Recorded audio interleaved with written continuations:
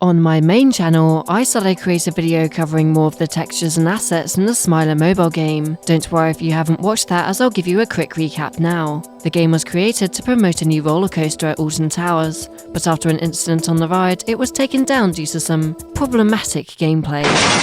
Where best to start than the main menu of the game? Right, so this is the actual menu. There really isn't much to see here. I don't know what else to tell you. Moving on from that is the main gameplay scene. Some of the assets such as the station building, Oblivion, and the surrounding environments have become corrupted after being decompiled. I didn't know that 3D models could look like when you leave tissues in your pocket through the washing machine. In this scene, we can see the flat section of track as well as the version within versions. On the ride car itself, we can see the smiling advocates, which were based off of an early uniform design that would be used for staff working on the real-life ride. I'll show the concept art here. At the back of the car is a particle effect that was used when the train was derailing. Another effect is visible in the background, and this was used for a game advertisement. Behind the track are two other rides which were used as set dressing in the game, Submission and Enterprise. These had real-life counterparts at Alton Towers which were removed in 2014 and 2022 respectively. Interestingly, when we look at the textures, we can see smiling advocates inside the ride cars. I'm glad that the workers can have fun during their breaks. Let's take a closer look at the Skybox. Over here we can see the towers, which is the centerpiece of the real-world park. Beside this is the moon, which has been encrusted with the Smiler logo. It makes me wonder how many years we will have to wait in the real world before advertising is projected onto our sacred space rock. Tonight, we steal the moon! On the subject of textures, I'll quickly cover the images showcased in the original video. These were Dr. Kelman, the Mona Lisa, and the Skull X-ray. Okay, let's move on to the new files. When looking at this texture closely, you can spy an eye amongst the static.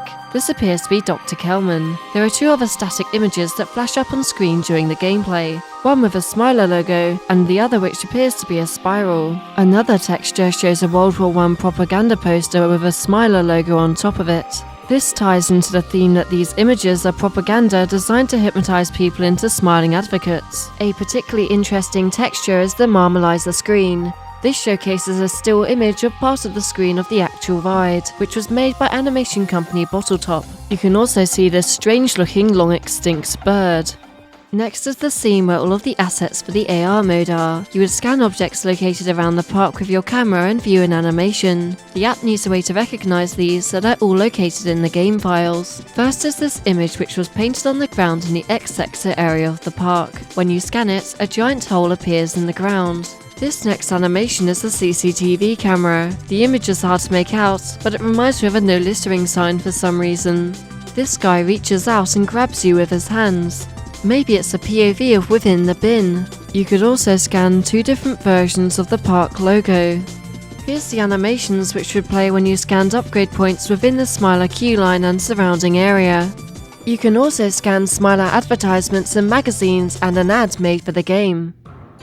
Now on to the most interesting animations. Scanning this image displays the door into the Ministry of Joy. Spray painted on it are the words "Tap for Truth." When you tap, the door opens, revealing absolutely no truth. Unless the truth is that the Ministry of Joy has worse hygiene practices than the restaurant and kitchen nightmares. This corridor looks like the type of place I'd get mugged. When you scan the entrance sign, a ride car crashed through it. I covered this in the original upload, but what I didn't cover was the fact that one of the two promotional AR videos by Matsme includes an unused version of the Smiler theme song which still remains unreleased to this day. Thank you so much for watching. Expect the Blackpool vlog to come out soon, as well as a video where I play Parkitect. I meant to get this video out about a month ago, but got busy with work. So sorry about the wait. Anyway, bye! Wait a minute, does that texture say icon? I didn't know that Blackpool copied Alton Towers.